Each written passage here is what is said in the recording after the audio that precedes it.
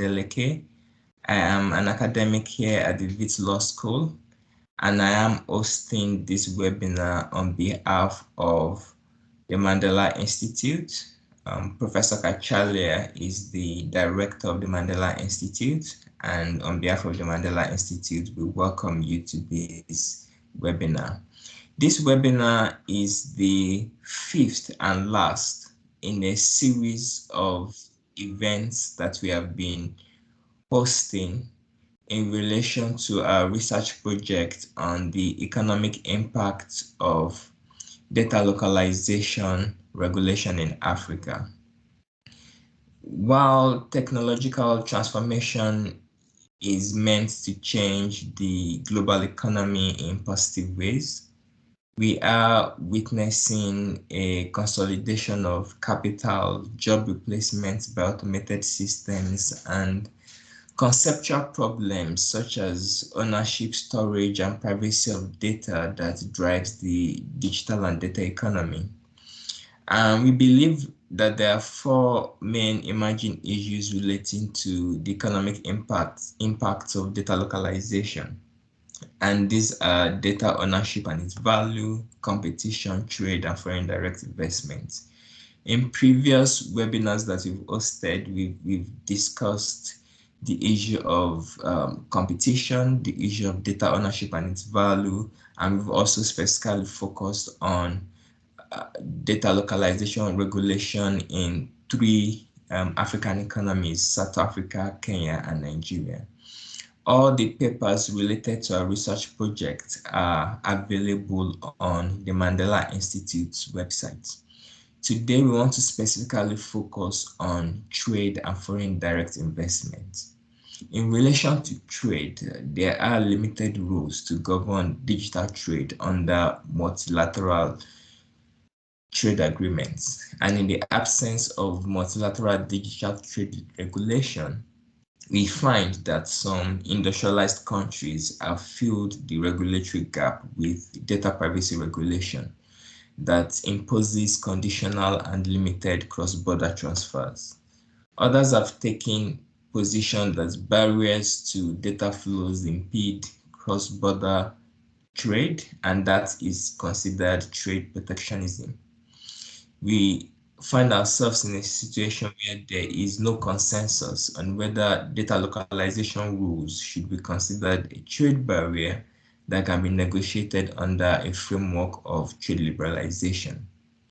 And we also find a situation where data protectionism may be inconsistent with a country's commitments under the WTO, and it's leading to measures that can be seen as counterproductive because of the increase in cost for local companies who may be the target of retaliatory measures by other countries, and the potential for other negative effects such as limiting options for consumers in digital commerce, limiting the ability of companies to process large data sets to improve their products, and ultimately affecting the competitiveness of corporations.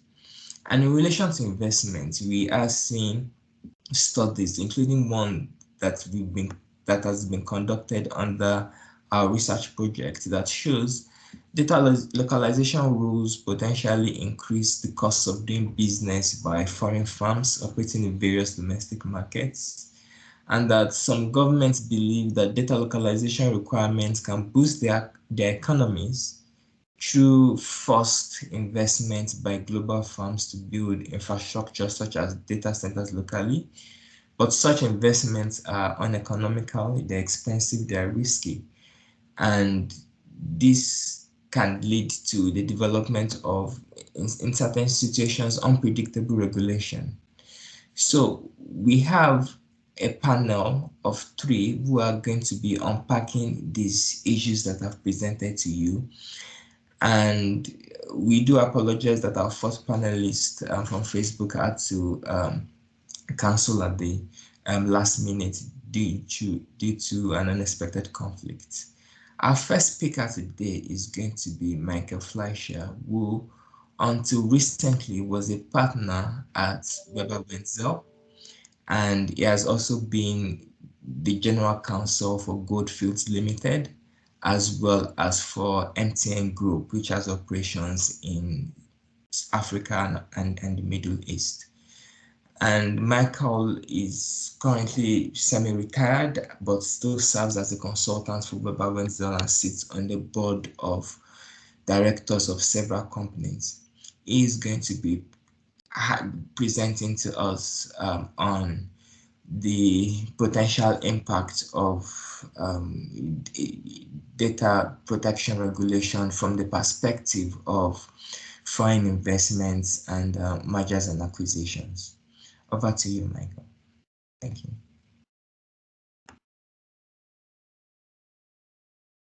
You're on mute, Michael.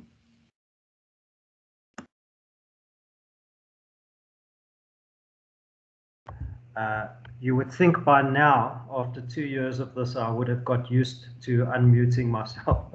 So apologies for that. Good afternoon, ladies and gentlemen, and thanks for the opportunity of discussing this topic. Let me start by saying that I make no comment on the draft proposals and whether they are good or bad. As has been indicated, I've been asked to talk as an M&A lawyer and how, from that perspective, regulation may impact on an entity's decision to make a direct foreign investment. Now, it may sound trite, but nevertheless, it's worth saying that investors think very carefully about all aspects of a transaction when they are investing in brick and mortar. And they can't simply sell shares or bonds by pressing the submit button. They are committing huge amounts of capital, and they need to be certain that they have long-term security and that they can actually realize a return on their investment. The topic that's been given to me is a broad topic, and all that I'm really going to seek to do here is to give you a taste of just a few of the issues that investors may consider and may arise, and maybe that those issues can enable further thought and discussion as we get into the topic. So investors generally want best international practice, but more importantly, they want certainty and something that works and is not applied inconsistently. When investors are going to do a direct investment and in an M&A transaction, they appoint multidisciplinary teams, and more the regulatory due diligence team is becoming more and more important. So they basically will want to see, in my experience, regulation that fails safe to de minimis intervention. They're realistic. They recognize that sovereign states will have requirements, especially when it comes to things like cybersecurity, state security, and certain infrastructure. But critical, however, for foreign direct investment will be the ability of the company to, in my opinion, interact cross-border and ensure data can flow, enabling digital economy with regards to capital, goods, services, skills, and knowledge. So it's important to recognize that there are different sizes of entities that may be looking to invest. And the ability to comply with overburdensome regulation may be easier for some and impossible for others.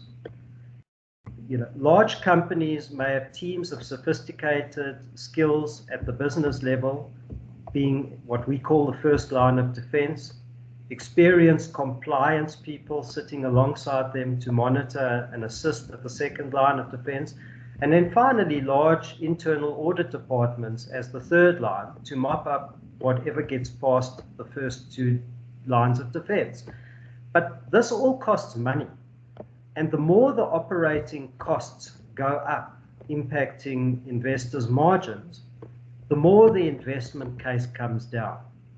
And SMEs and startups are particularly vulnerable in all regards. So they need data to flow seamlessly.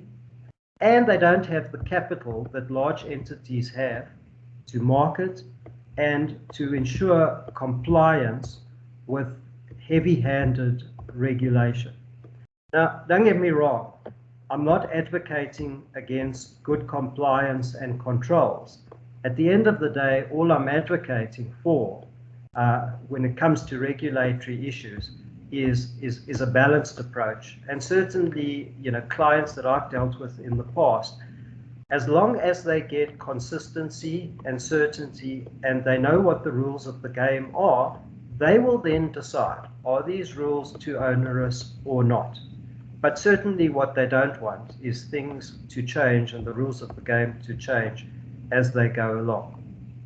So there are many things that investors will be looking at when deciding on a foreign direct investment in the form of a merger or an acquisition. And it may depend on the type of industry involved as well. But by the way, it's wrong to think that we're only talking tech companies here. I think that many other companies will be impacted. And I think actually these type of regulations and the topic we're talking about apply to most companies. So, as I said, there are many things that these investors will be looking at, but the two which in my experience are fairly near the top are the openness of trade and the burden of government regulation. They'll look at these things as a percentage of GDP. How much does the country import? How much does it export? And that will give them a good understanding of the free flow of goods and services and how easy or difficult this may be. I think that it's becoming even more important, since the onset of COVID. And I mean, we've all seen the problems that have been experienced around the world in supply chain management and the ability of people to get data moved quickly. So any regulation which unduly inhibits this trade will be a negative factor and will weigh heavily on the risk versus the reward analysis of the investment case. Investors scan the environment in which they invest, and they want to make sure that they have protection for their investment if things go wrong. When people get married, they often don't want to think that ultimately there may be a divorce. But investors are looking at the outset of these kind of things, and they start off with bilateral investment treaty. Does the country have a bilateral investment treaty with other countries, and particularly with the country from which they're investing? And of course, that's a protection. It gives them comfort. And being able to access their data from offshore will be important if they require it at the time that they require it. So before they even get into the value proposition and the risks that may have to be considered and balanced against the reward and their required return on their investment, they consider not only the business, but how this regulation may impact on all stakeholders who will have an interest. And the entities are not only looking at these regulations from their own perspective. And, the days of simply adopting Milton Friedman's doctrine from 1970 of the business of business is business, and that a company's only social responsibility is to maximize its profits, in my view, has gone. There are now multiple stakeholders that will be looking at the issue, as opposed only to shareholders. Of course, the shareholders are still the most important. However, there are other interests like employees, trade unions, suppliers, communities, who will also be looking at, foreign direct investment and the ability of the investor to be sustainable in the country that they're coming into and be able to comply with regulation. Another important stakeholder that's going to potentially be looking at these kinds of regulations, are financiers and bankers, because they have their own criteria as to lending, not only based on the ability to repay, but of course, that is a primary thing that they're looking at, but on various other factors, such as the environment, social issues, governance. And of course, the topic under discussion today could well fit into all or any of these headings. When you look at the protection of data, you look at the ability to transfer data, the storage of the data, the collection of the data, particularly when these things are viewed, in the context of human rights, or people deserving of the right to be connected, to have access to the internet, and the benefits that it provides in the form of goods, services, education, and the access to information generally, with the ability to communicate. So it's not only, as I say, the investor, but it has knock-on effects, to all the different stakeholders.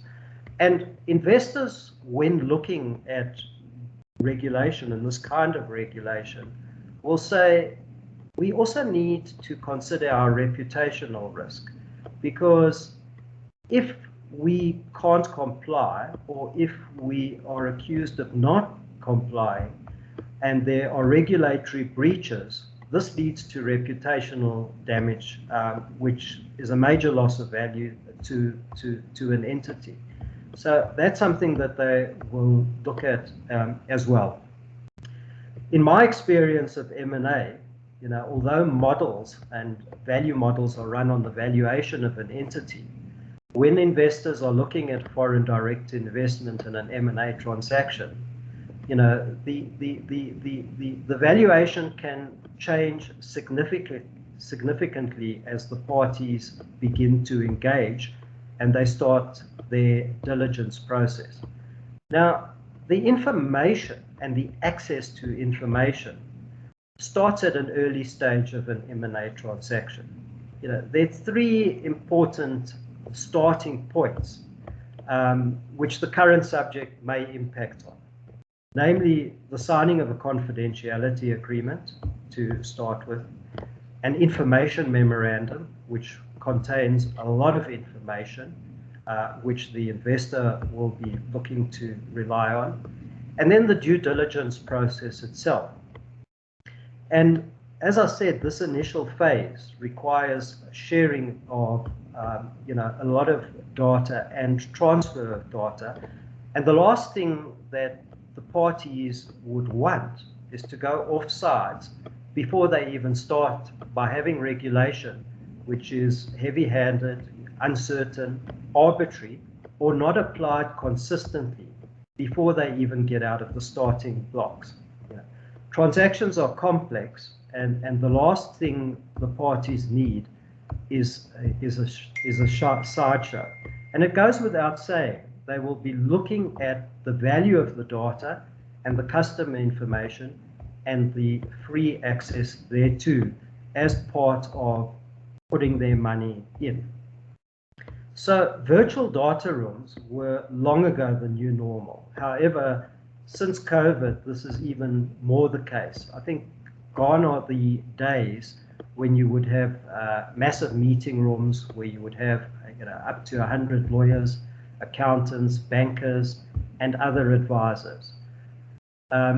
Everything is done virtually now through virtual data rooms. And in order for these data rooms to function, there's naturally access to information and a flow of data, often cross-border, where different advisors from different countries are participating. We don't know where people are even sitting these days. I was on a call, on a Zoom meeting the other day, where somebody was sitting in a remote destination, but you had absolutely no idea that they were actually there until they actually told me. So Moving on, many mergers happen because of the value of synergies between the two firms. Where information and systems can be combined to improve productivity and reduce costs. And regulation, which enables this from access to data and data transfer and freedom to move the data, will be beneficial, whereas legislation which inhibits this will be prejudicial.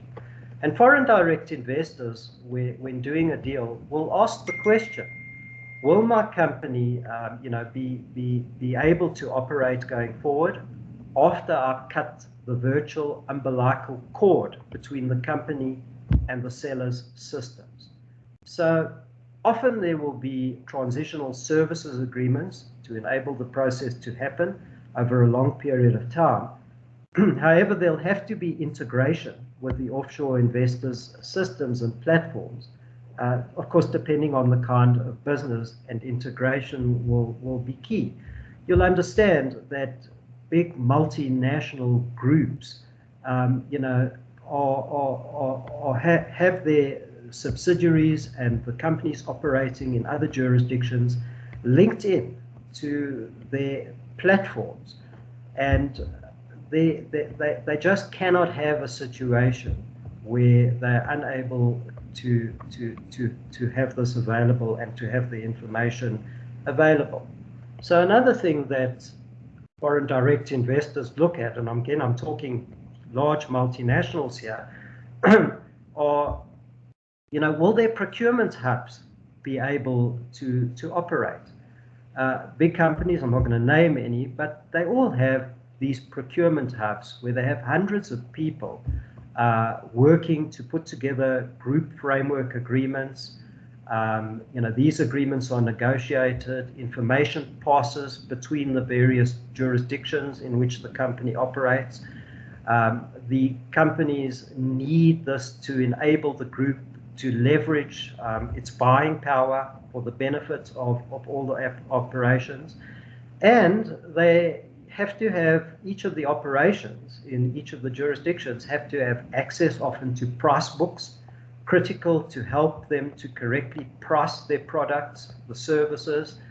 And the group companies need to transfer data to enable preparation and consolidation of financial statements, integrated reports which are required. This all requires information to flow relatively freely. Companies will often be looking to have the benefit of technical assistance from the head office, and it's commonplace to have technical assistance agreements in place where not only skills are transferred, but plug-and-play systems are often needed.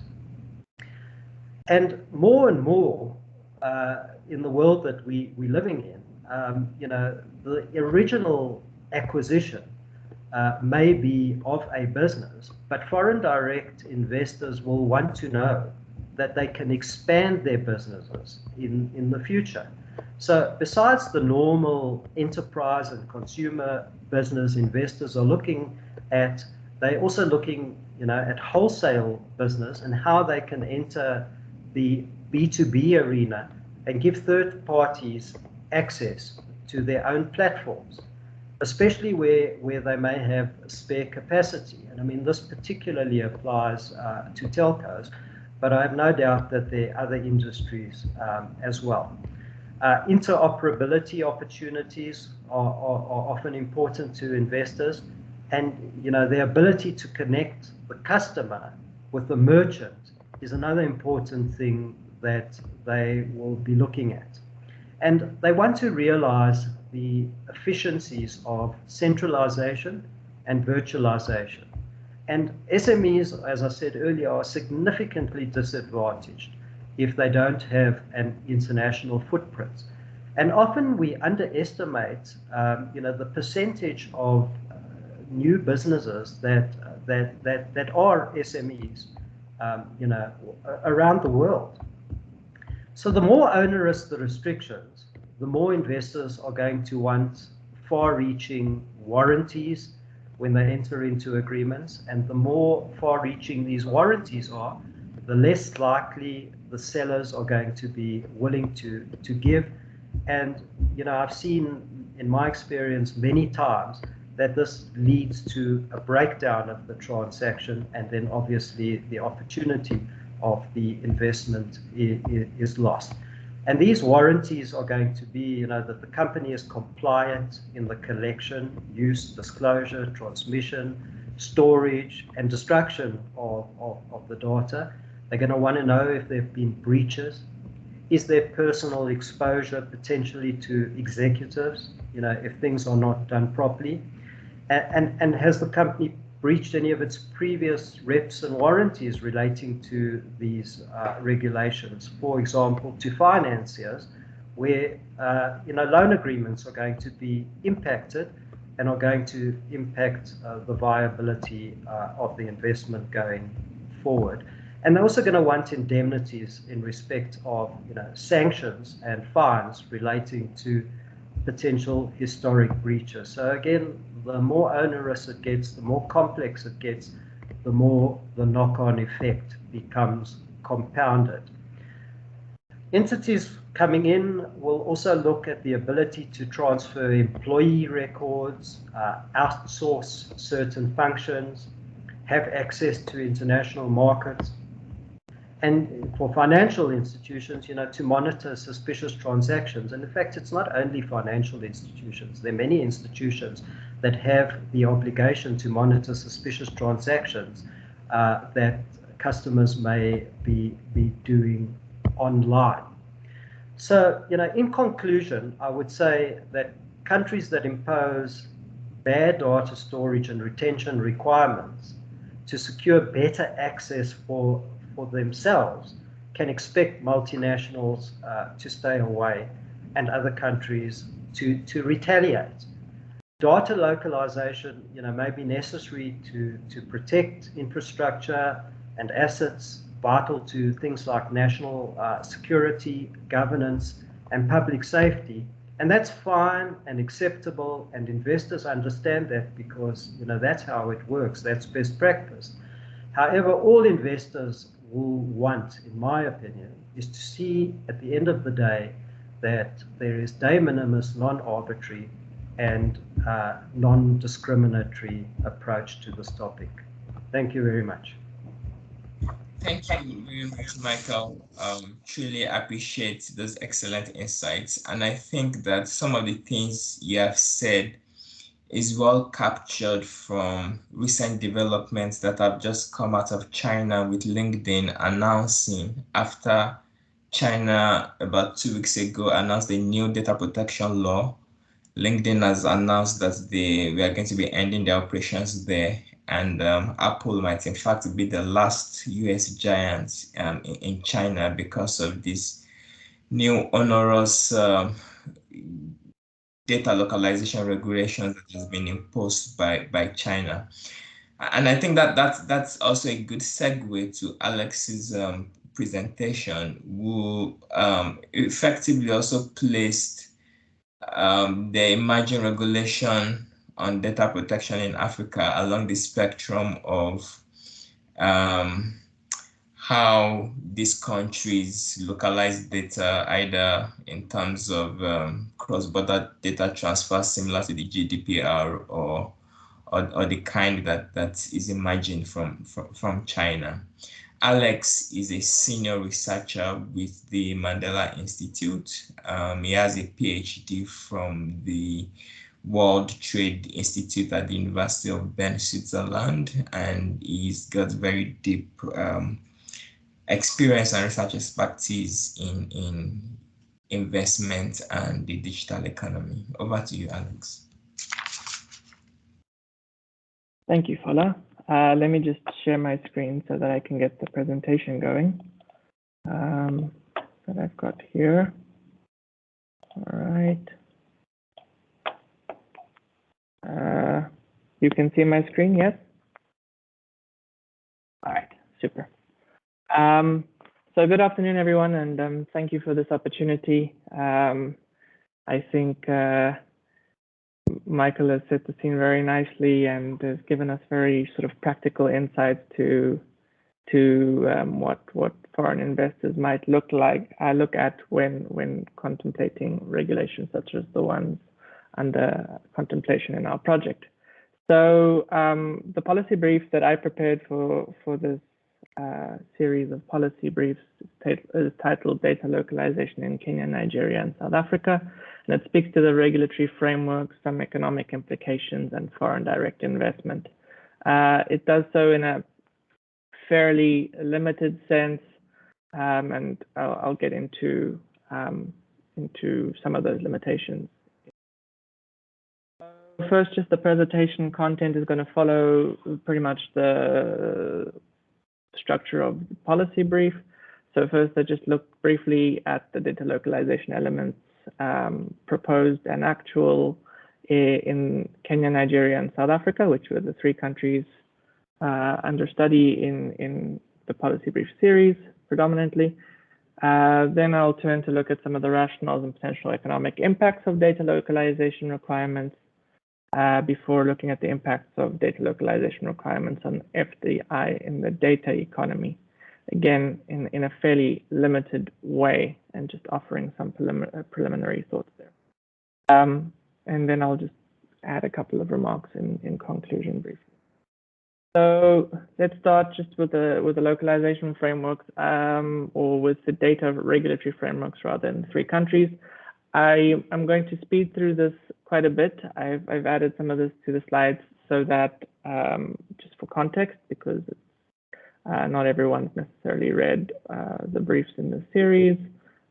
So the Kenyan context is essentially currently the main instrument of its regulatory framework is the Kenyan Data Protection Act, which has been enforced since 2019, which applies largely to personal data, imposes a conditional transfer regime, the kind that Fola referred to earlier, where personal data is only allowed to flow across borders under certain conditions.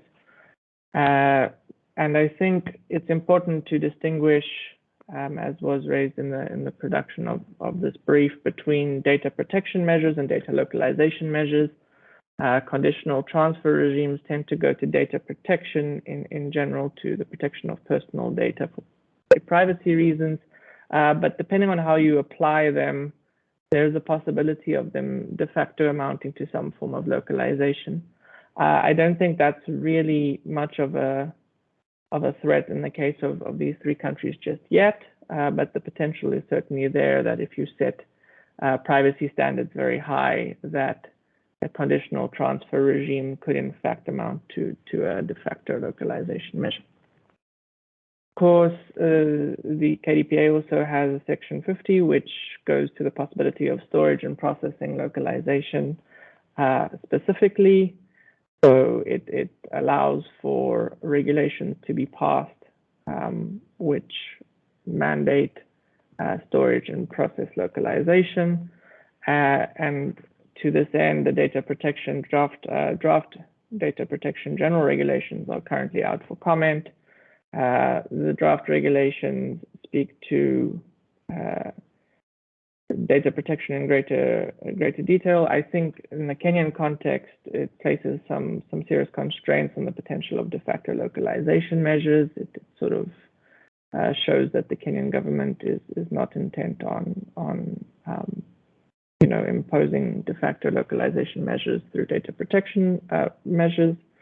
And then it also speaks to this idea of or speaks directly to the idea of localization with this open-ended list of localization being permitted for actualizing a public good, or not permitted, mandated when in relation to actualizing a public good.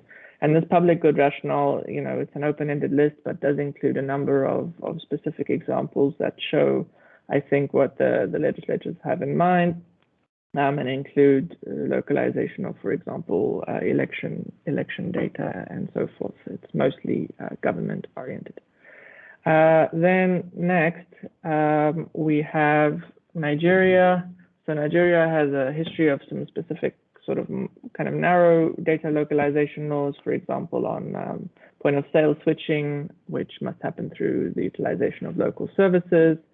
The National Information Technology Development Agency has also imposed some mandatory guidelines in 2013, which require certain data to be localized. There's also the Nigerian Data Protection Regulation, which it has issued in 2019, which also includes a personal data conditional transfer regime. And I think this is likely to be replaced in due course with an act. Currently, we have the Nigerian Data Protection Bill, which has been published and is out for comment, which would create a data protection commission, but it doesn't have an analog to Section 50 of the KDPA, so it doesn't speak to data localization specifically. South African context, we have the Protection of Personal Information Act, so the POPI Act, which also creates a conditional transfer regime in relation to personal data. And then, of course, we have the recently published draft National Data and Cloud Policy, which I take as some sort of an indication of where the South African government is headed in due course. And that proposes in its proposed measures some explicit localization policy. And specifically, it speaks to critical information infrastructure, which is something that the Chinese cybersecurity law also speaks to, and how all data which form part of that would have to be processed and stored within the borders of South Africa. Of course, a copy of all personal data transferred out of South Africa, as I read the proposal, would also have to be stored in the country for the purposes of law enforcement. And then finally, there are some assertions about ownership, about South African ownership of data and various other interventions to ensure ownership and control. So as you can see, the three jurisdictions have taken similar approaches on the front of personal data protection, I think, where their legislation sort of emulates to some degree the GDPR, the European law on data protection, but they've taken quite different approaches, or proposed approaches at least, to data localization. And also to the implementation of different data protection laws. So that brings me to the question of rationales, and I think probably Kolo will also speak to this later, and Michael's already touched on this, but there are a number of rationales offered for data localization requirements being imposed around the world. Some of these relate to cybersecurity and the countering of cyber espionage and so forth. Some go directly to the protection of personal information as well. Some are for law enforcement reasons. Some are to ensure governments have access to certain types of data. In the case of China in particular, they're imposed to give certain geopolitical advantages, and one could see that arising in other contexts too, conceivably. And then, of course, economic advantages, which aren't always explicitly spelled out, but I think they're clearly there, and for the purposes of this policy brief, I sort of focused on the potential economic advantages of data localization. So in relation to all of these rationales, there's always questions of feasibility, which I don't really address in the policy brief, but it's worth mentioning that just because these rationales are the stated rationales of policies, that doesn't mean that localization requirements will actually achieve the intended goal. And of course, important for current purposes, there are questions of socioeconomic implications, economic implications in particular, that need consideration. Now, on the potential economic impact of data localization requirements, if we go to the economic impacts themselves, I think there are very few generalizable principles, especially in relation to Kenya, Nigeria, and South Africa, because a lot of these laws are still in their infancy or haven't even yet been enacted. That said, one clear implication, of course, as Michael already mentioned, is that there will be higher costs for firms, even if these higher costs are somewhat difficult to quantify. I think methodological approaches in various studies trying to quantify the effects of data localization are a bit blunt sometimes, And even if they're not, they vary quite a great deal from study to study against the backdrop of a rapidly changing political and economic realities. And sometimes I think a lack of proper data as well. I don't think we always have the necessary information to undertake these studies very precisely. Then, of course, there's the idea that Michael also raised earlier, which is that there will be different cost implications for different sectors and operators. So economic sectors, a mining firm won't, have the implications of a localization requirement won't be the same for the mining sector as it will be for, say, social media firms. There's also distinctions to be drawn there between personal and non-personal data. And then there's also the idea of different categories of consumers. And I think there in the context specifically of the digital economy, the end user, for example, of a search engine might not bear additional costs, but those that are looking to advertise via the search engine may. So I think there are different categories of consumers of different services, and that sort of complicates quantifying exactly what the economic impacts are.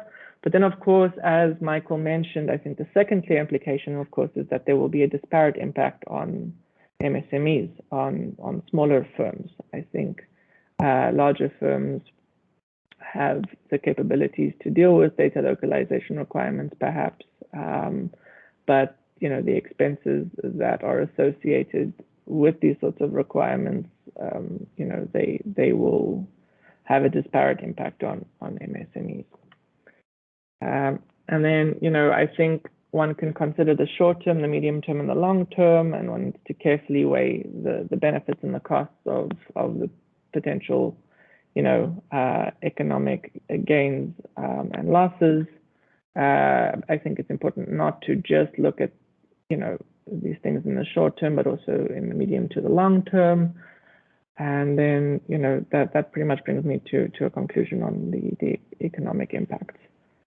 Then I turn to the FDI question. So, I use in the policy brief an FDI typology proposed by Dunning. It's often called the eclectic paradigm or the OLI paradigm, and sort of divides,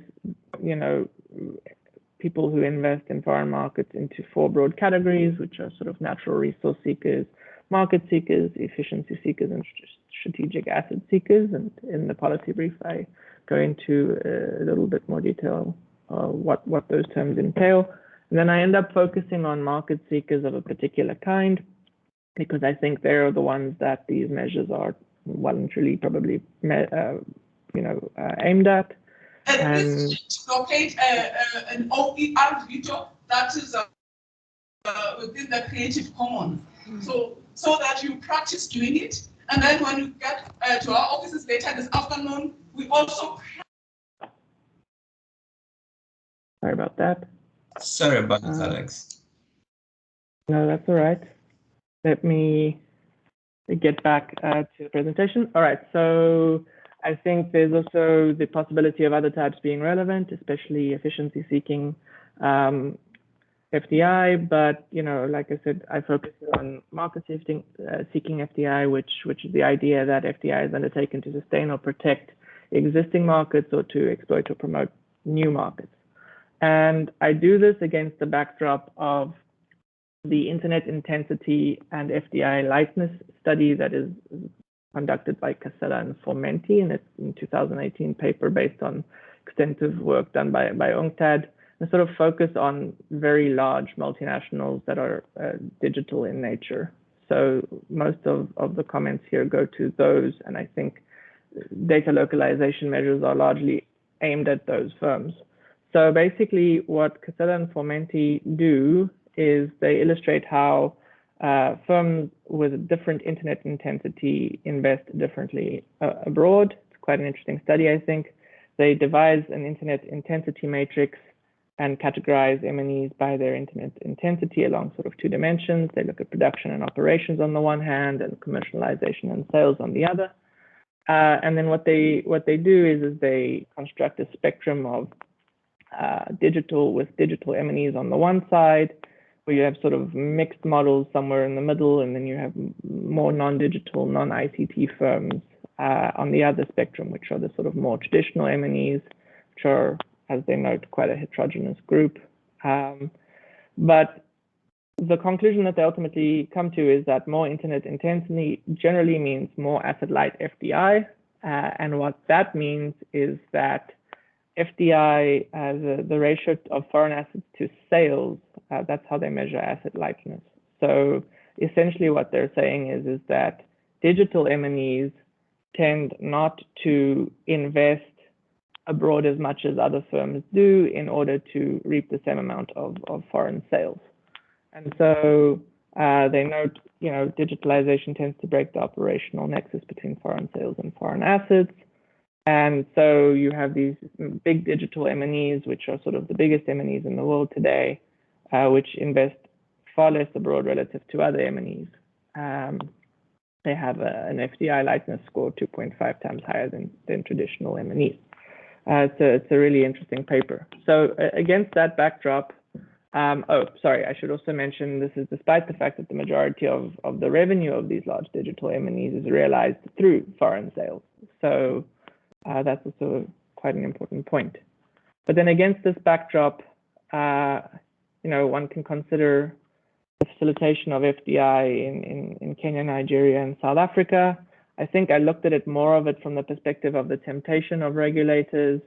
I don't necessarily think that, localization measures should be implemented, but it certainly looks like the regulators in these three countries are heading in that direction. And so I kind of looked at the temptations, but then also sort of warned against, some of the deleterious effects that might ensue. So if I return sort of here to the point that in Kenya, Nigeria, and South Africa specifically, it's a bit difficult to get a real good sense of the economic implications beyond the sort of general principles already mentioned. And then I think, if you look at the models being contemplated, they're perhaps a little bit envious of the Chinese model, which is heavily reliant on localization and hoarding of data. And China has sort of developed these giant, tech firms and has managed to extract a large number of concessions from foreign multinationals where they do allow them to enter the Chinese market.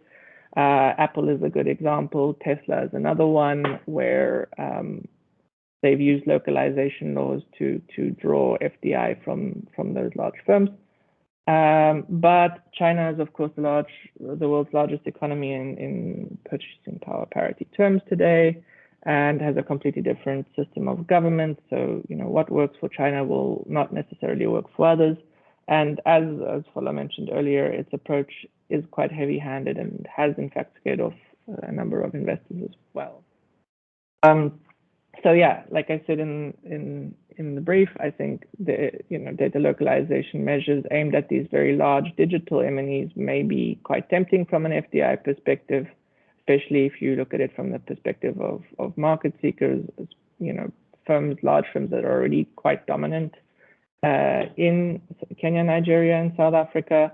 If you impose these sorts of measures, you could envision attracting some kind of investment to build data centers or to enter that market, for example. But other factors are also, important for attracting FDI, as I think Michael alluded to. The cost of localization that I've already discussed must be considered. Tax laws must be considered. So must the extent of competition in domestic markets. There are human capital considerations. And beyond that, of course, there are also, questions as to whether these types of FDI are in fact desirable. And I suspect Kolo may touch on this later. And finally, and perhaps most importantly, there are many other considerations beyond FDI when it comes to these data localization laws. And I think the policy briefs in this series bear those out. And there are many other implications beyond the world of FDI when it comes to data localization.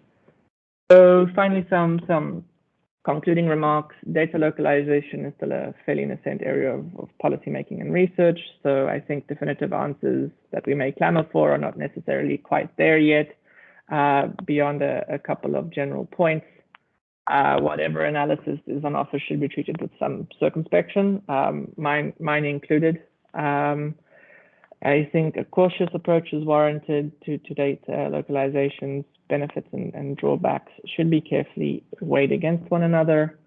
There's some room for carefully monitored and agile experimentation in this space, but I think there should be an emphasis on agility there and the monitoring. If something doesn't work, it should be let go of.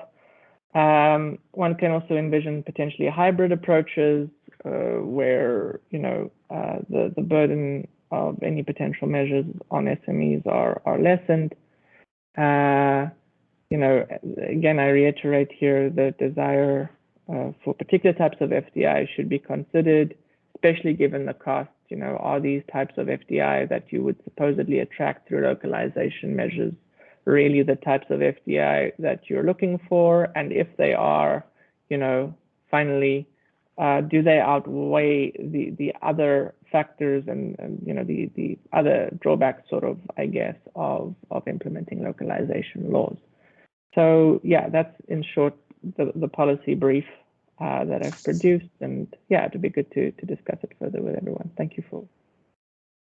Thank you very much, Alex, and thank you for those fascinating insights, especially in relation to the emerging trends we are seeing affecting digital MNEs, and also whether BITs do have a role to play. Our next speaker is Kolofelo Kugler, who is a PhD candidate in digital trade at the University of Lausanne, Switzerland. She's also a counsel to the Advisory Center on WTO in Switzerland, and she holds a master's degree in international law and economics from the World Trade Institute. And Kolo will be speaking to us on the impact of data localization laws on trade in Africa. Over to you, Kolo. Thank you very much, Fulan. Thank you for the opportunity. It's really a pleasure. And after speaking, speaking after these two presentations makes my job very easy because, I'm forced to sort of zone into the trade aspect. But thank you very much, especially Alex, for your presentation, because you've basically covered a lot of what I wanted to cover. And so I hope, the bit that I have to add from the trade perspective, is enriching and we can have some discussions. But before I get into sort of the woods, I'm not going to share my slide because it's going to be very similar to Alex's. So to avoid all of this repetition, I'll just sort of speak about, what is the most important and the salient points from a trade perspective. As we know, and we all know, that cross-border data flows have become a very important part of the global economy. And there's some research that shows that the increase in GDP that cross-data flows have resulted in have been equal to in the last 10 years, or equal to what trade in services and in goods, that has been established over, decades. And so, I think we don't have to mention the fact that the data is in and of itself very important and very valuable, but it's also a facilitator for trade. And I think when we think about trade, we're not just thinking about, obviously, your computers and your cell phones, but we also think about all the services and all the transactions that are enabled by data. So it's really, really a vast area of trade. But as we all know, there's an increase of restrictions on data, especially across data flows. These have been growing. For example, these measures have grown from 35 in 2017 to 62 in 2021. And the number of data localization restrictions have more than doubled from 67 in 2017 to 114 in 2021. We see that India, China, Russia, and Turkey have become world leaders in these type of measures. And African countries are not completely left behind because, as Alex and all the other policy briefs, especially those have focused obviously on Kenya and Nigeria and South Africa, have elucidated that these are policies that African governments are considering, particularly from an economic development purpose. So I'm not going to go into, the modalities of data localization because Alex has already done that, and also into the general reasons, but I'll just sort of focus on the economic development purposes that African governments might be considering data localization or some sort of data restrictions. Now, in my paper, I don't focus on these three countries. What I do, though, is have sort of a bird's eye view of cross-border data restrictions in Africa. And we see that there's almost a 50-50 split where 50% of African countries have got some sort of data restrictions. So as you know, sort of definitionally, data localization would fall under data restrictions. So a data restriction does not necessarily mean it's data localization. So it might be some sort of data restriction for various reasons. And then the other 50% of countries do not at all. I beg your pardon.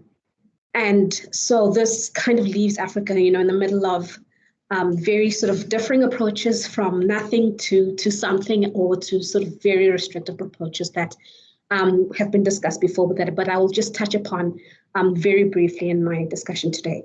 So we have some countries that have some sort of policies that introduce strict data localization. For example, in Nigeria's IT sector, as mentioned before, these have been probably discussed in other policy briefs, but examples of these are the guidelines for data information management and the guidelines for ICT service provisioning.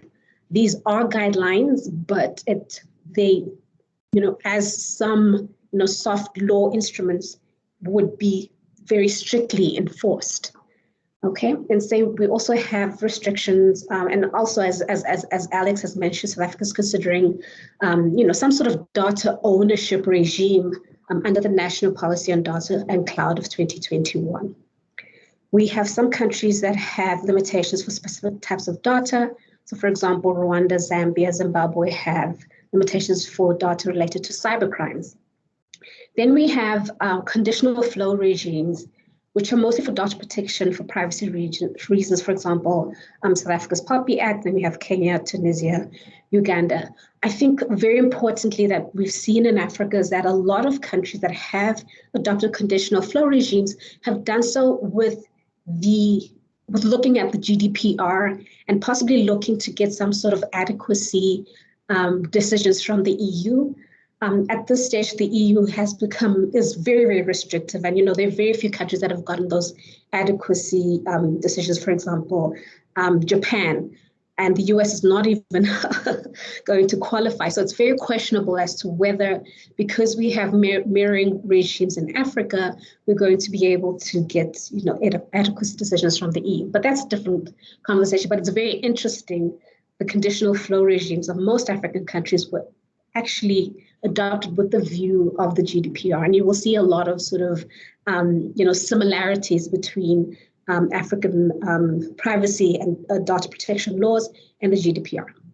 And then obviously there are some sector-specific restrictions like financial services we see in Nigeria, Ethiopia, Rwanda, and telecoms in Cameroon, Rwanda, and Nigeria. So these measures have not gone unnoticed. I mean, yes, African countries do have quite low percentage of trade, especially global trade. African trade globally is sitting at around 3-4%, so it's not very high. But there are some countries obviously that are on some bigger countries' radar. For example, the United States Trade Representative has noted Kenya and Nigeria's measures and stated that Nigeria's measures are discriminatory, and said that Kenya's measures have the effect of hampering development of Kenya's digital economy and may undermine data security without providing any meaningful benefit to data privacy. So these are just comments. But let's just go into, this what are the actual impacts on trade and the economy? I'm not going to go sort of into the broader issues that Alex has touched upon. Thank you very much. Alex, I will talk about, other aspects that he may not have sort of elucidated upon, and I will talk specifically to trade. So this, I guess the data or the research has shown that the concept of data as the new oil is not necessarily correct, because there's a lot of nuances to data that may not necessarily see in oil. And research also shows that optimal data policies are those that allow the flow of data in a way that ensures safety, security, and equal access, however it is implemented. So if governments can ensure that data flows safely in a secure manner and there's equal access, that's already a win. Whether this is done through data localization or not, that's also very questionable, but we'll talk about specifically data localization.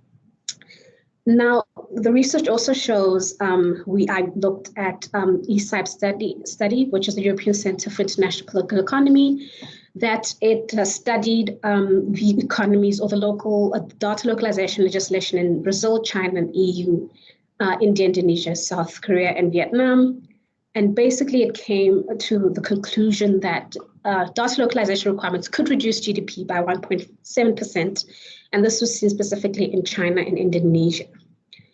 Although the study did not include any African country, it was used as the basis of the study that Mona Farid Badran and Rizwan Tufail conducted specifically on Kenya, Mauritius, Morocco, South Africa, and Egypt. And so these are just the conclusions that they were able to draw. This is a 2019 study. They were very, very deliberate in stating that these are not conclusive conclusions. These are just sort of preliminary observations. But if sort of going forward, this might be the effect of data localization on these specific economies. So generally, we saw that cross-border data restrictions would result in real GDP decline for all the countries that were studied, specifically South Africa, because South Africa relies very heavily on services sector that use data intensively, heavier than the other economies, of course. And then we see that it's followed by Egypt, and this would also result in a decline in private consumption in Egypt, Kenya, and South Africa, and a decline in investment in Mauritius and Morocco. They also experienced increases in production costs and a decline in income due to the increases on the price of goods. And the sectors that were most impacted by this include, most of the sectors that were impacted. So they did a sort of a macroeconomic and a sectoral study, and they saw that the countries that were mostly affected were Egypt, Morocco, and Kenya. And the sector most gravely impacted was construction. Specifically related to trade, what's interesting is that they observed a decline in imports. The reason why the decline was so much heavier in imports and exports in Africa is because Africa is very much import dependent. And we import most of our goods. And so restrictions of data would affect countries that supply us with the imports that we need, because they're just not able to trade in a manner that is most effective. So going into there's other impacts of data localization that I would like to mention, and these include security and surveillance, and also data protection in itself. Because as of now, African countries do not have the capacity to securely secure all of this data. So it actually might be counterproductive at this stage to force data localization. Data processing centers are expensive. They are highly energy reliant, and with energy insecurity in Africa, it's questionable whether data localization for economic purposes would work right now. That said, however, we saw in recent years Amazon Web Services, Microsoft Corporations, Azure, and Huawei investing in South Africa, and Huawei showing an interest in establishing data processing centers in other countries in Africa. And I think from Huawei's perspective, it might be a geopolitical move also to get ahead, from the US firms. The last part of my paper is something that I thought quite interesting, and sort of how do countries that are affected by these measures, and of course, investors or traders mitigate the possible impacts of these data localization requirements in Africa. And the first port of call obviously would be the WTO law. So under the General Agreement on Trade and Services, defined is cross-border trade, which is obviously trade from one country to another.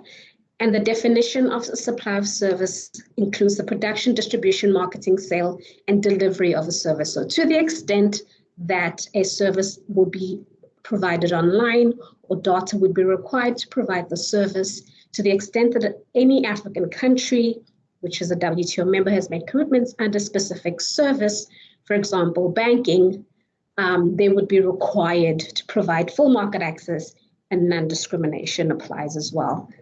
And so the limited case law that we have under the GATS has shown this to be the case. And even though all of these commitments were made in the pre-internet era, so between 1986 and 1994, the China publication and audiovisual products case says that WTO law is technology neutral, meaning that it does not matter how the service is provided as long as commitments are made, it still applies. So members cannot circumvent the fact that when making services commitments back in the 1990s, internet or e-commerce was not a thing.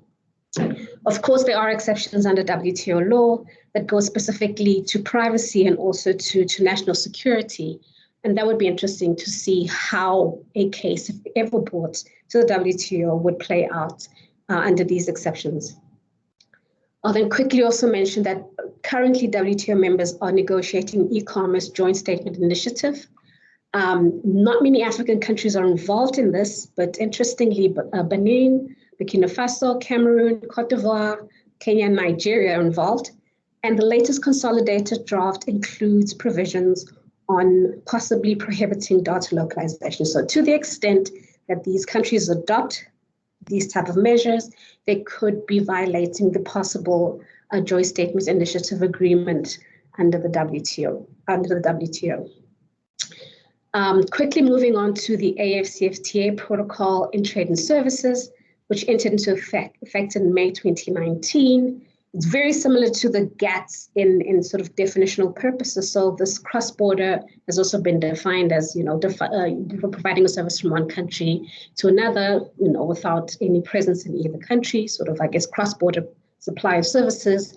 And supply of services also includes, distribution, marketing, supply, et cetera, et cetera. And so African countries have also made commitments under the AFCFTA not to limit the supply of services, including data. So to the extent that there may be any data localization laws that affect the supply of services intra-Africa, this could be a problem, and obviously could be brought in front of the dispute settlement mechanism of the AFCFTA. In Africa, there are possible solutions to try and liberalize data regionally, and this includes the African Union Convention on Cybersecurity and Personal Data Protection of 2014, which is the Malabo Convention. This hasn't been taken up by many African countries, but it is one tool that can be used to facilitate intra-Africa trans-border data flows while giving effect to the AFCFTA basically. We see also regionally, ECOWAS has adopted the Supplementary Act on Personal Data Protection of 2010, and SADC actually has a model data protection, which is not binding, obviously. Last but not least, I just want to sort of touch based on what Africa is doing with trade partners outside of Africa.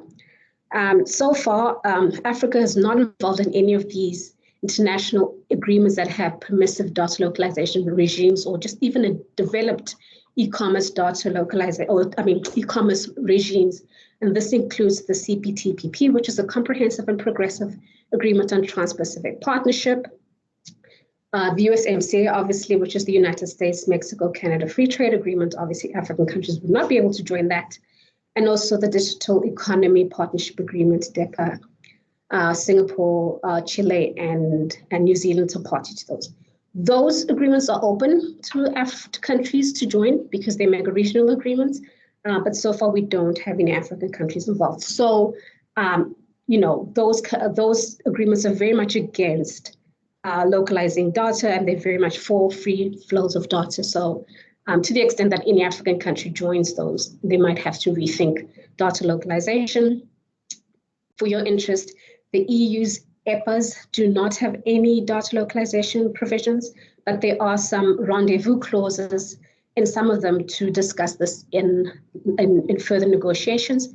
The EU, however, is very much,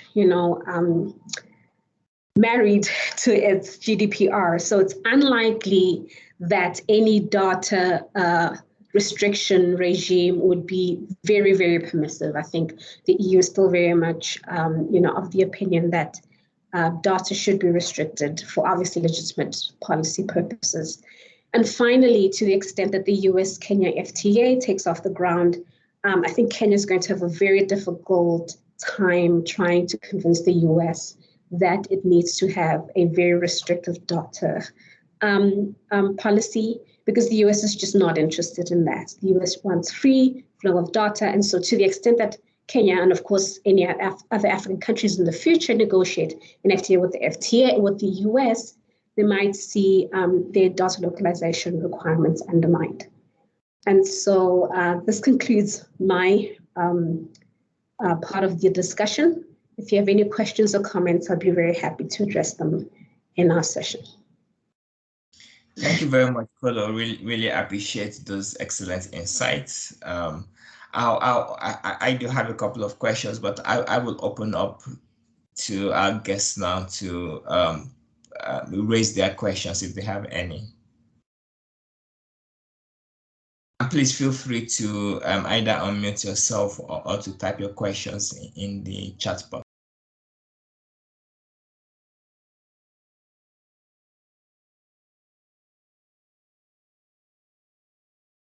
And while people are potentially getting their questions ready, I do have a question for Michael and Alex to kick us off about, you both spoke about the importance of regulatory certainty and the idea that, investors are very weary of the fact of the idea of, as Michael put it, the rules of the game not changing as the game goes along. And what we've seen recently in the EU is this decision that was taken that all intra-EU BITs needed to be cancelled, and so that there's some form of, I guess, regulatory coercion when it comes to managing investment within the EU. And recognizing that at the African level, we've got the investment protocol as a possibility to accompany the after. What do you think of this idea around, certainly calls have been made as well on the African continent about this idea of going a similar route of potentially getting rid of intra-African BITs and having some form of more global, I guess, Africa-centered unified approach to investment regulation?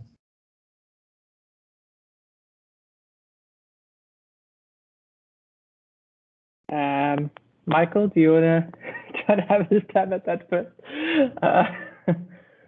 Or would you? Look, yeah, please. I think that, again, from an investment perspective, I think it's very important that investors have access to some recognized international treaty, whether it's bilateral investment treaty or other types of investment treaties, that they can fall back on to protect their investment. And these bilateral investment treaties, deal around the situation not only of expropriation, but equity and fairness, and so that things don't change, which effectively make the investment a different investment to the one that they originally invested in. And often these treaties will look at, are local entities getting a benefit that international entities are not getting? So they're being treated unfairly.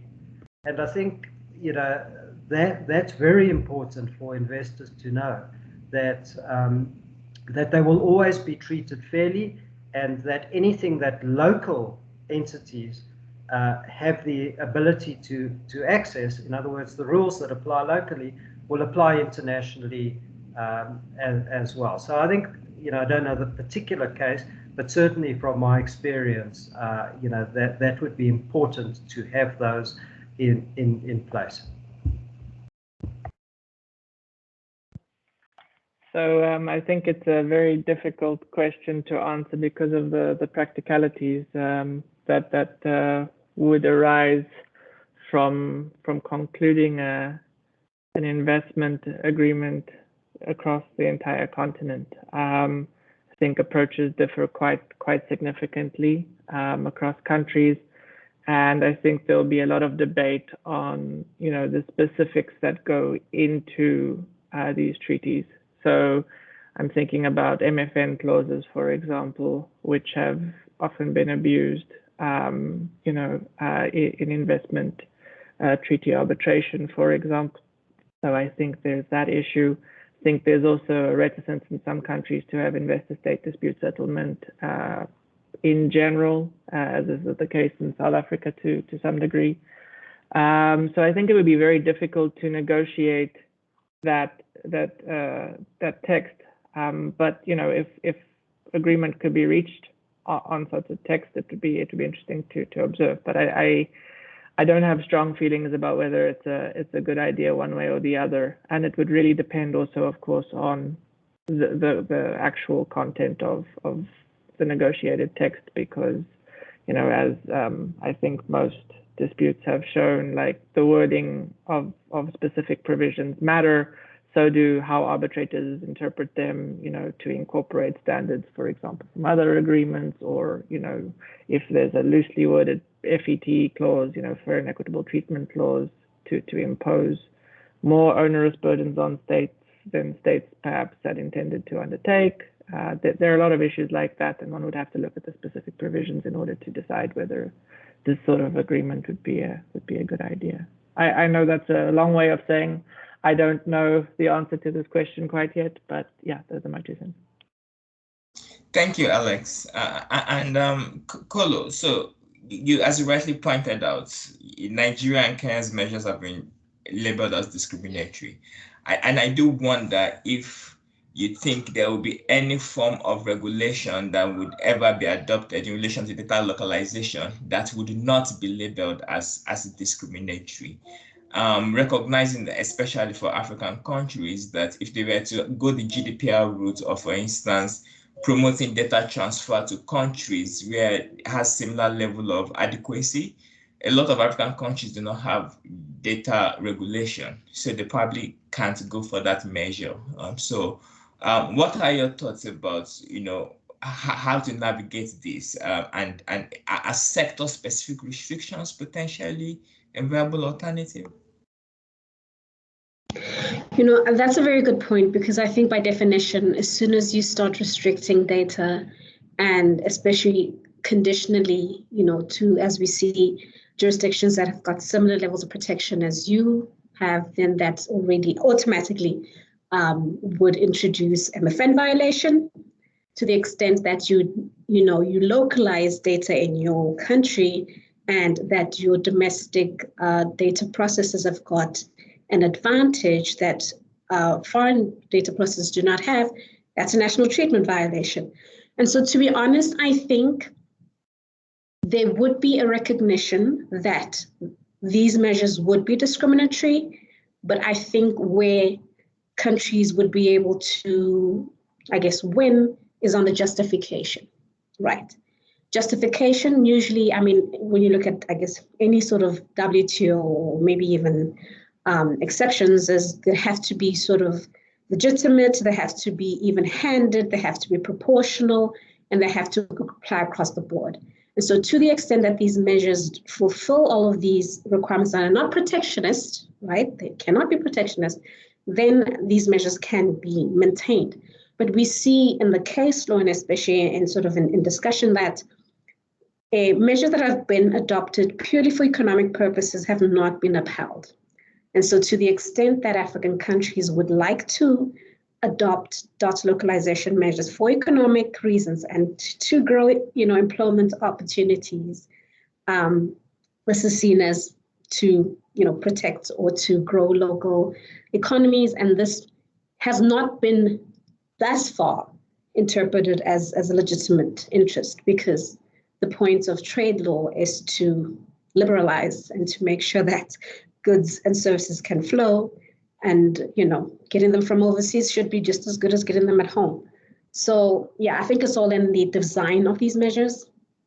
If, for example, I would say data protection laws would probably, would be found to be consistent and would be found to be legitimate, versus those measures that are just purely to create employment opportunities in African countries. Thank you very much, Kolo. Really appreciate that. Are there any questions?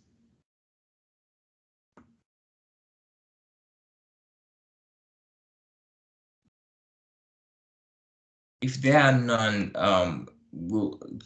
a deep appreciation to our guests for the excellent presentation, and please kindly, for those of you who haven't accessed the papers as well, they are available on the Mandela Institute website, and we are very grateful for your participation in our session.